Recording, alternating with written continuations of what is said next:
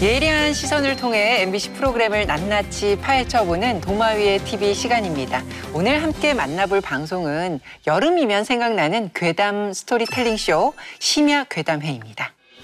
심야 괴담에 오신 여러분 환영합니다. 환영합니다. 환영합니다. 심계가 벌써 5번째 시즌입니다. 그렇습니다. 네. 5시즌입니다. 주카이. 가이? 실종자 가족의 의뢰를 받고 주카이에 와 있습니다.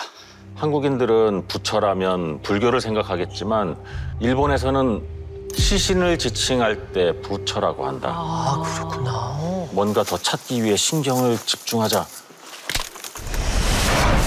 누구야? 언제 죽나요? 지금?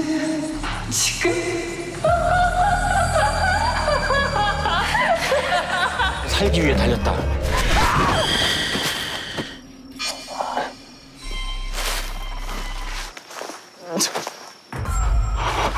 그 앞에 뭔가 우뚝 솟아있는 게 있다. 원피스를 입고 주저앉아 있는 여자. 그것은 내가 만난 첫 부처였다. 사고 이후에도 제보자에게 좀 기이한 일들이 그래요? 일어났다고 하는데 정말? 맞나요? でそうです。私と私の家族がですね、もう40度近い高熱出てしまって、夜中にですね、子供が毎日夜中の2時ぐらいになるとお化けがいるって言って飛び起きるようになっちゃったんですね。 따라왔네. 심계 제작진이요. 한밤중에 주카이를 다시 방문했습니다. 이걸 어떻게 가? 이거 자체가 공포네. 多分その人に何か見えるかも。 카메라 이상이. 저거 왜 저래? 어머, 손전이 정말 갑자기 말도 안 돼. 離れた方がいいですね。 솔치 고개. 1997년 어느 밤 아, 오래됐다. 민규 씨와 재환 씨는 함께 솔치 고개를 넘었다는데요. 빨리 가자. 적당히 좀 붙여라. 야! 미친놈아 그만하라고. 왜 그래? 밤에. 민규는 한참 장난을 치다가 갑자기 오토바이를 멈춰 세웠어요. 야, 운전 똑바로 안 하냐? 너 진짜 적당히 해라. 잠깐만. 이때 민규 씨가 칼스 재환 씨에게 말하지 못한 이야기가 있다는데요. 천천히 긴장하며 달리고 있는데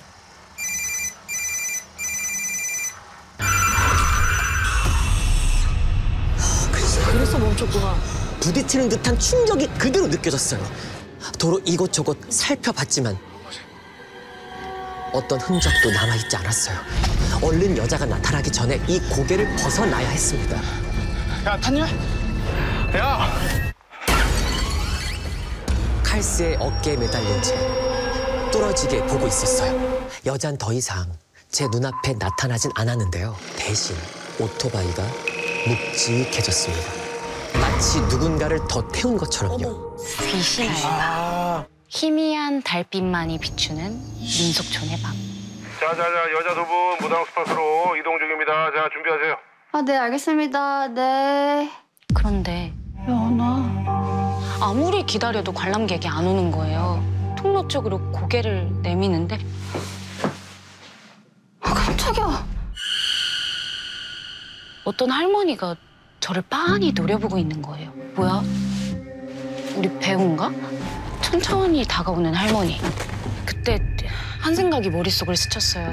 우리 배우 중에 할머니 귀신이 있었나?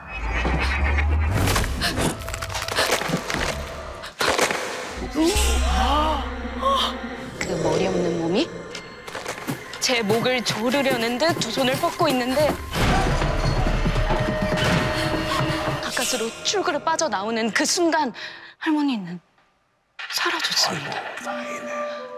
굿이라도 조금 해야 될 거 아니에요? 민속촌 개관 초창기부터 유독 이상한 일들이 많이 일어나서 해마다 음력 1월 1일 정월 대보름이 되면 직원들끼리 이렇게 산신제를 지낸다고 해요. 촛불 켜주세요. 지난 6월 심야괴담회가 5번째 시즌으로 돌아왔습니다. 시즌 5라는 숫자에서 이미 이 프로그램에 대한 시청자들의 지지가 실감이 되는데요. 특히 이번 시즌에서는 마니아층을 염두에 둔 듯한 고민들이 엿보입니다. 국내를 넘어 해외 시청자들의 사연을 받고 또 심령 스팟을 직접 찾아가는 등 다양한 시도가 눈에 띄고 있습니다. 안정적인 시리즈로 자리 잡은 이 심야괴담회의 저력, 이번 시즌에도 통했다고 보십니까? 이전에 심야괴담의 이야기를 보면은 이게 아무래도 실화 제보기 때문에 이야기가 결말이 흐지부지 되는 경우가 많았어요. 또한 이게 과연 초자연적인 이야기인가 싶게 이 제보자의 어떤 자의적인 상황 전달과 해석에 그치는 경우가 많이 있었거든요. 그런데 이번에는 제작진이 후속 상황을 조사하고 뭐 SNS에서 유사한 사연을 발굴해서 이야기에 대해서 여러 해석이 가능하도록 하면서 어떤 괴담으로서의 완결성을 높였다는 점이 좋았어요. 딸랑딸랑이라고 하는 에피소드가 있었는데 아들이 발견한 방울을 가지고 온 이후에 생긴 어떤 이상한 사건들에 대한 이야기였는데 그 방울 속에 사실 무언가가 들어있으면서 이것이 어떤 연매로 사용됐다라는 그런 해석이 더해졌고 이게 SNS에서 비슷한 사연이 또 발견됐잖아요. 이런 이야기를 전해서 어떤 이 이야기가 한 사람의 개인에게 일어난 사건이 아니라 많은 문화권에서 어떤 보편성을 가지는 이야기라면서 어떤 사회적 괴담으로서의 공유하는 문화의식 이런 것들을 보여준 점 이런 점들이 스토리로서의 좀 완결성이 높아졌다 이렇게 말할 수가 있을 것 같습니다. 그 최근의 시즌을 보면은 전통적인 괴담뿐만이 아니라 다양한 도시괴담처럼 현대적인 괴담, 사회적인 괴담들의 에피소드 비중이 점점 높아지고 있었어요. 특히 이제 지난 시즌 같은 경우에는 뭐 야근 금지라든지 유배지에서 온 콜처럼 뭐 도시괴담의 이야기 또는 뭐 현대인들의 스트레스와 관련된 이야기들이 많았거든요. 그런데 이번 시즌 5에서는 연매라든지 빙의라든지 뭐 인형괴담이라든지 공포 장르에서 가장 단골로 다뤄지는 그런 전통적인 소재들을 많이 다루고 있고요. 다시 한번 원초적인 공포에 집중하는 그런 이유가 최근 몇 년 사이에 대중문화 전반에 이제 오컬트 붐 현상과도 무관하지 않지 않나라는 생각이 들거든요. 이번 시즌에 조금 더 힘을 준 그 찾아가는 심야 괴담의 코너 역시 공포를 조금 더 다양한 체험으로 즐기고 싶어하는 그 오컬트 붐 시대의 영향으로 보여서根本적으로 공포 효과가 굉장히 배가 되는 그런 시즌이다라고 생각을 합니다. 괴담 소재 컨텐츠가 현재 지상파, 특히나 TV에서는 거의 좀 보기 힘든데 그런 특이한 컨텐츠가 시즌5까지 왔다는 것도 굉장히 흥미로운 사례지만은 사실은 현재 지상파 예능 중에 시즌5까지 이어져오는 프랜차이즈 프로그램이 뭐가 있냐 한번 정말 질문을 하고 싶어요. 정말 흔치 않은 사례고 종편 케이블로 확장해서 봐도 시즌5까지 오는 경우 그렇게 많지가 않거든요. 그러니까 이게 총 회차 자체는 4년의 시간 대비해서 좀 적은 편이죠. 왜냐하면 휴방기가 기니까. 하지만 같은 기획과 세계관을 지닌 프로그램이 매년 여름에 돌아온다는 거는 마니아층의 어떤 지지라든가 콘텐츠의 힘 뿐 아니라 이제 이 프로그램의 가치를 믿고 지키려는 어떤 제작진의 노력을 증명하는 게 아닌가 싶고요. 저는 시즌5의 차별화라는 말보다 좀 최적화라는 좀 표현을 쓰고 싶은데 진행자 구성부터도 이제 괴담에 가장 최적화된 좀 진행자 구성이라고 생각을 하고요. 첫 회 같은 경우도 폐온천, 주카이 2개 괴담이 나왔는데 지난 시즌들부터 가장 검증된 가장 이제 그 완불에 가까운 소재가 폐가 얘기랑 일본 귀신 얘기거든요. 이게 첫 회부터 그 2개의 소재를 다뤘다는 것부터가 괴담, 무서움, 오싹함이라는 부분에 가장 집중하고 최적화된 시즌이 아닌가 생각을 합니다. 자, 이번에는 프로그램 중심에 있는 진행자들 이야기를 좀 나눠보겠습니다. 첫 시즌부터 함께했던 김구라, 김숙 씨가 진행을 맡고 있고요. 여기에 지난 시즌 심괴의 분위기를 제대로 끌어올렸던 김호영 씨와 시즌3의 완불요정 김하영 씨가 다시 한번 합류를 하면서 새로운 조합이 탄생했는데요. 진행자들의 활약을 어떻게 보고 계십니까? 그 시즌 1에서 굉장히 좀 재미있는 구도가 있었어요. 뭐냐면 이제 김구라 씨와 곽재식 씨가 괴담 파괴조로 합리적인 설명을 자꾸 덧대려는 그런 노력을 하고 다른 쪽에서는 그 이야기에 굉장히 몰입을 해서 현실적인 분위기를 조금 더 배가시키는 그런 패널들의 역할 구도가 있었거든요.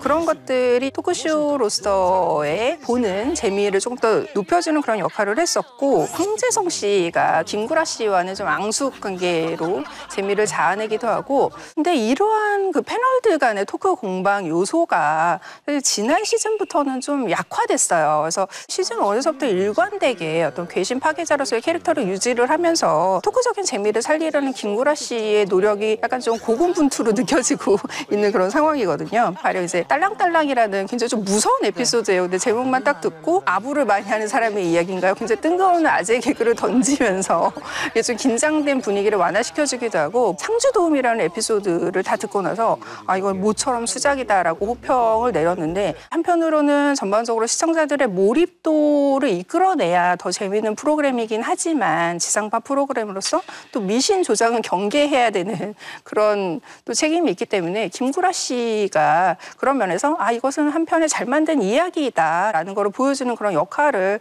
잘 수행을 하고 있지 않나 봅니다. 저는 게스트로 시작해가지고 이제 고정 자리 꽤 찬 김호영 씨에 대한 좀 이야기를 하고 싶어요. 이 뮤지컬 연기를 했기 때문에 좀 과장된 호흡이나 발성, 거기에 이제 정확한 딕션이 이 심야 괴담회에 좀 최적화돼 있지 않나라는 좀 생각이 듭니다. 특히 이제 좀 중성적인 보이스다 보니까 연기 스펙트럼이 굉장히 넓게 활용이 되는 것 같아요. 뭐 남자, 여자, 노인, 무당, 어린아이까지 다양한 좀 역할을 소화할 수 있다는 게 굉장히 매력적이었고요.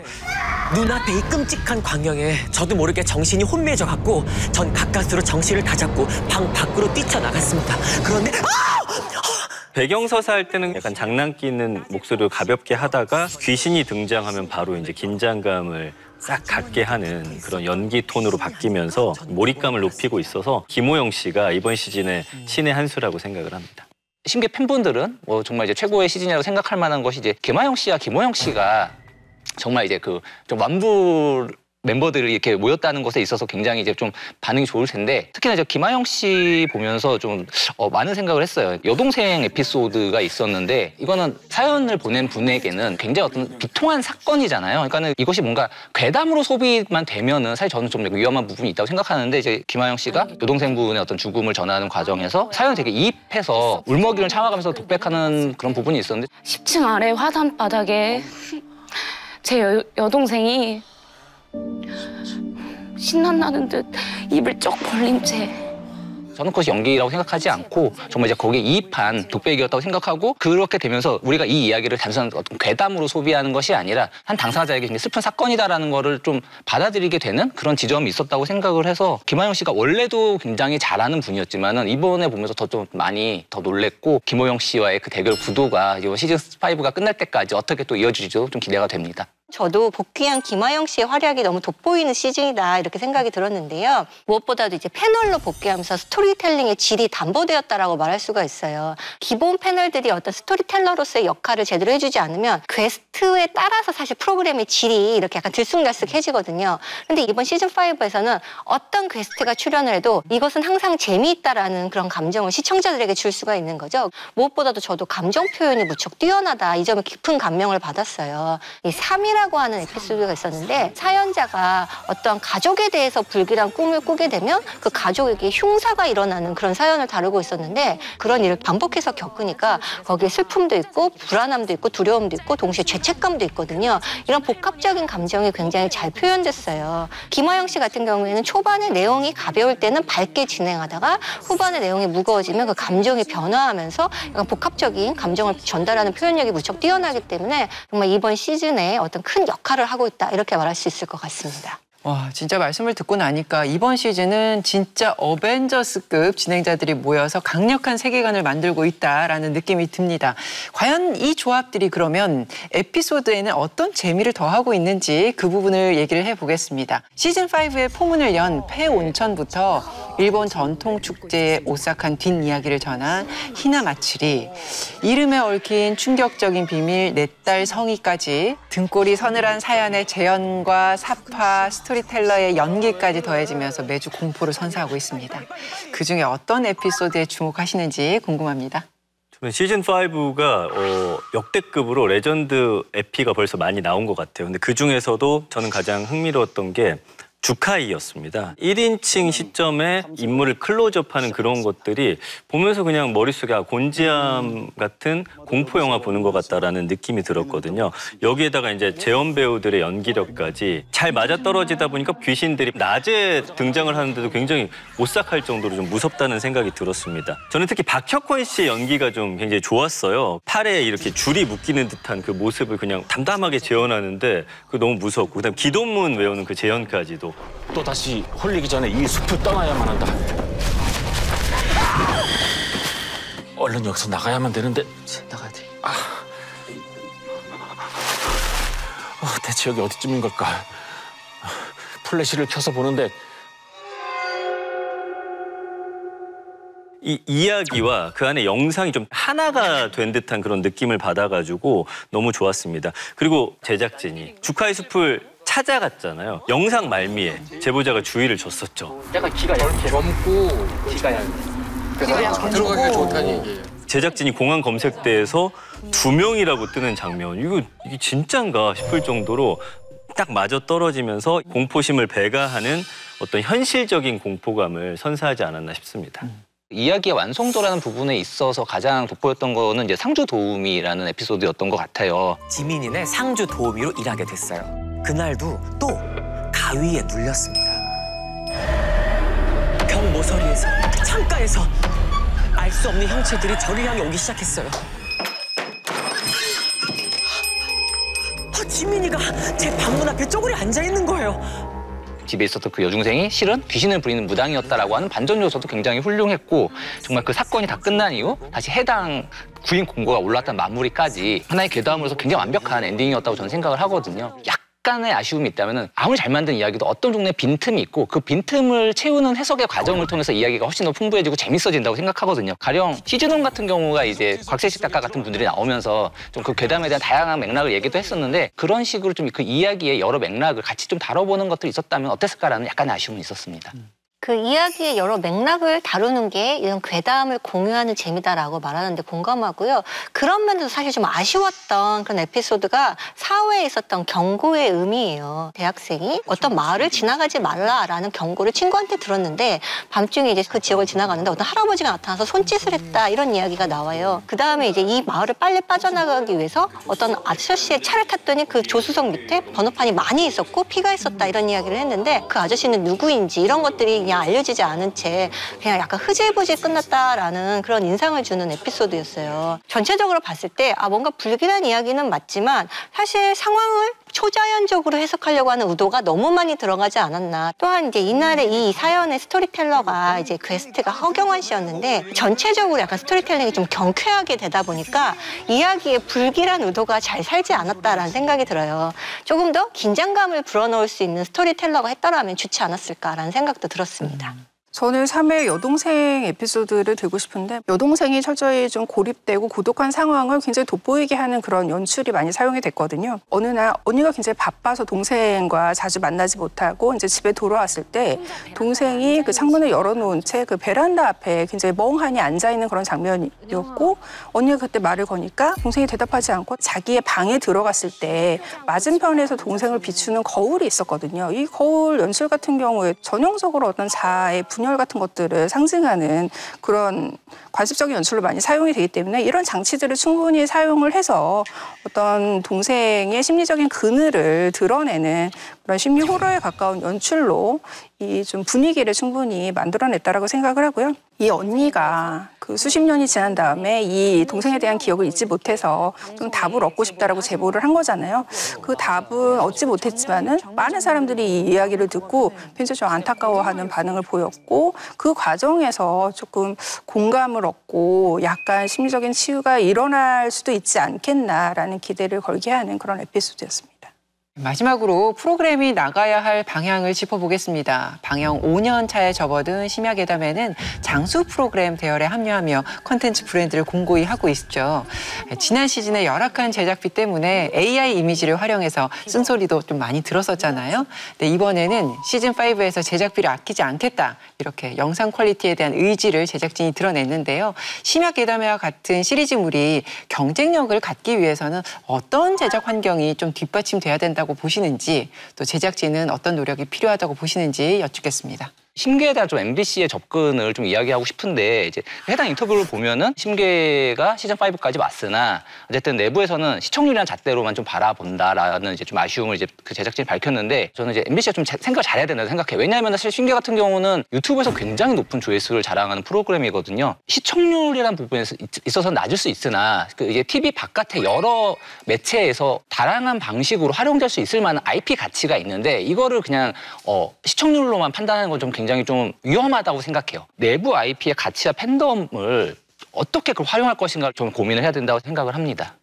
심야괴담의 가장 큰 매력은 일단 스토리텔링 프로그램이기 때문에 스토리의 완성도에 있다라고 봐요. 첫 회의 폐원청 같은 경우가 굉장히 모범 사례라고 할 수가 있는데 특정 건물에 얽힌 폭발 사고라는 사실이 하나 설명이 되면서 귀신들에게 나타났었던 특별한 어떤 신체 훼손 장면이 충분히 납득이 가는 그런 전개로 이어졌거든요. 그래서 앞에서 충분히 제작진들이 그걸 설득력 있는 어떤 복선을 쌓아뒀었고 그것이 이제 마무리를 통해서 완성이 되는 그런 에피소드로 시청자들에게 전달이 잘 됐다라고 생각을 하고요. 장르적인 이야기로 즐길 수 있게끔 조금 더 이렇게 복선을 탄탄하게 쌓고 플롯의 완성도를 높이려는 노력이 조금 더 가미가 된다라면 충분히 이제 경쟁력이 더 높아질 수 있지 않을까 합니다. 결국엔 이야기꾼의 그 실력이 저는 굉장히 중요하다고 느껴집니다. 아무리 영상이 좋아도 이걸 잘 못하는 분이 했을 때는 그 어떤 공포감이 좀 깎이는 그런 부분이 있어서 이야기를 잘 살릴 수 있는 이야기꾼을 발굴해 보는 것도 중요해 보입니다. 또 진행 방식도 다양하게 시도해 봤으면 좋겠는데요. 이야기꾼 강자들을 모아가지고 뭐 최광자전이라든지 이렇게 도전하는 방식을 좀 차용한다든지 또 완부를 한 사람이 그 다음 회차에서 또 이제 나올 수가 있고 아니면 이야기 중에서 가장 자기가 먼저 선택권을 갖는다든지 약간의 경쟁의식을 불어넣어준다면 퀄리티가 조금 자연스럽게 높아지지 않을까라는 생각이 들어서 이 몰입도를 좀 높일 수 있는 그런 방안에 대한 좀 연구를 좀 더 해보시면 더 앞으로 사랑받는 심야괴담회가 되지 않을까 싶습니다. 이제 심야괴담회가 시즌 5 정도 된 만큼 괴담이 갖는 사회적인 영향력에 대해서 좀 더 진지하게 숙고해 볼 필요가 있다는 생각이 들어요. 대표적으로 이게 주카의 숲에 찾아간 장면 같은 거죠. 그 숲에 찾아갔을 때 분명히 모자이크, 블러를 했지만 정말 시체가 방송에 나오는 것이 괜찮은가? 라는 그런 우려가 들었거든요. 극단적인 선택과 같은 이야기를 할 때는 분명히 마지막에 어떤 마음에 고민이 있거나 한 사람에게는 뭐 이런 전화번호로 연락을 해라라는 안내방송을 하도록 돼 있는데 사실 그게 없었고 뭐 전문가와 함께 가지 않으면 그 숲에 가지 말라라는 이야기가 있었어요. 분명 자살과 같은 사건을 다룰 때 언론 윤리가 있잖아요. 그렇지 않으면 사실 이런 곳이 어떤 자살을 하러 가는 사람들이 많이 가는 장소가 있다라는 것을 알려주는데 그쳐버리는 경우가 많아요. 그렇기 때문에 이 프로그램이 시즌을 거듭해 나갈수록 충실한 팬들이 생기고 사회적인 영향력이 더 생기는 만큼 그에 대한 고려가 꼭 필요하다는 생각입니다. 우리 사회에 미칠 이 막대한 영향력을 생각했을 때 좀 더 세심함이 필요해 보인다라는 조언까지 공영방송으로서의 지상파 방송의 책임이라는 측면에서 접근해 볼 필요가 있다. 이렇게 위원님들의 말씀을 정리하도록 하겠습니다. 자성의 소리와 리얼한 비평을 가감없이 전하는 리얼 비평 탐나는 TV. 날카로운 시청자들의 목소리를 담아서 다음 주에 다시 찾아뵙겠습니다. 고맙습니다.